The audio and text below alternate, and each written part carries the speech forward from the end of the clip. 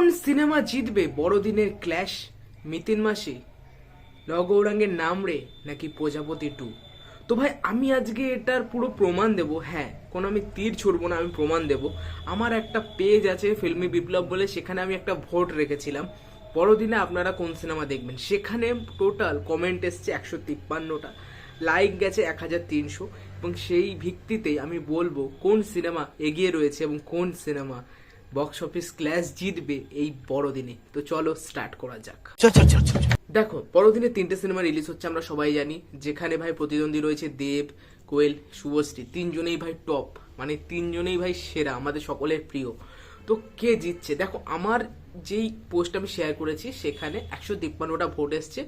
সেখানে টোটাল 153টা ভোটের মধ্যে যদি বলি লৌহ গৌরাঙ্গের নামের কথা, যদি আমি প্রথমে বলি, সেখানে 7জন মানুষ, মাত্র 7জন লৌহ গৌরাঙ্গের নামরে দেখতে চাইছে, মাত্র 7জন।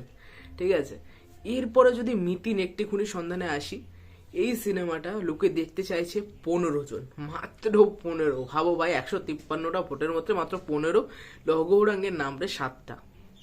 এরপরে যদি দেবের প্রজাপতি 2 এর কথা বলি, যেটা সিকুয়েল এবং বেশি ভাও পাবে, ঠিক আছে, বেশি এগিয়ে থাকবে, সেইটা ভোট পেয়েছে এমনিতে দেবদা বলে কথা। দেবদা মানেই ভাই সিনেমা দেখবে লোকে এমনিতেই, আর দেবদার জন্মদিন বলে কথা।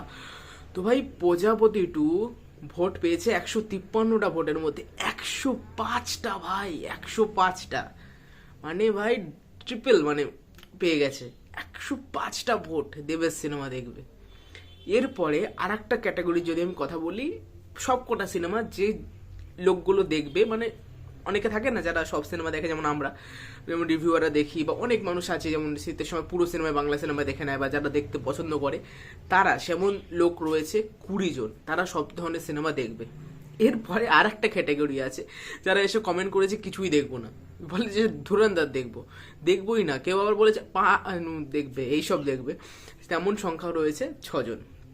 তো টোটাল এই ভোটের মাধ্যমে এগিয়ে রয়েছে দেবের প্রজাপতি 2। টোটাল ভোট পেয়েছে প্রজাপতি 2 105টা, লৌহ গৌরাঙ্গের নামরে পেয়েছে 7টা, এবং মিতিন মাসি পেয়েছে 15টা। এটা ছিল ভাই টোটাল ভোট। আমার যেটুকু কমেন্ট এসছে, লাইক অনেক এসছে, ঠিক আছে, লাইক অনেক এসছে, কিন্তু কমেন্ট 153টা ভোট এসছে, 153টা, ঠিক আছে। তো সেই ভিত্তিতে আমি বললাম, এবং আমরা জানি ভাই দেবদা এগিয়ে থাকবে, কারণ এটা সিকুয়েল। প্রথম কথা, প্রজাপতি 2 এটা সিকুয়েল, এবং সিনেমাটার হাইপ রয়েছে, মিঠুন চক্রবর্তী দেব রয়েছে, এবং লোকে পছন্দ করেছিল প্রজাপতি সিনেমাটা, তাই প্রজাপতি 2 লোকে দেখতে যাবে। সে তোমার 12 বছর থেকে শুরু হোক 80 বছর অবধি সবাই দেখতে যাবে, এনজয় করবে, এবং ছেড়েও দিয়েছে, টিকিট বুকিংও চলছে, জানি না কেন অভিনয় ছাড়া হয়নি। তো তোমরা কোনটা টিকিট বুকিং করলে অবশ্যই কমেন্ট করে জানিও। আর যদি ভিডিওটা ভালো লেগে থাকে তাহলে অবশ্যই লাইক করো, কমেন্ট করো, চ্যানেলটাকে অবশ্যই সাবস্ক্রাইব করে দিও। টাটা।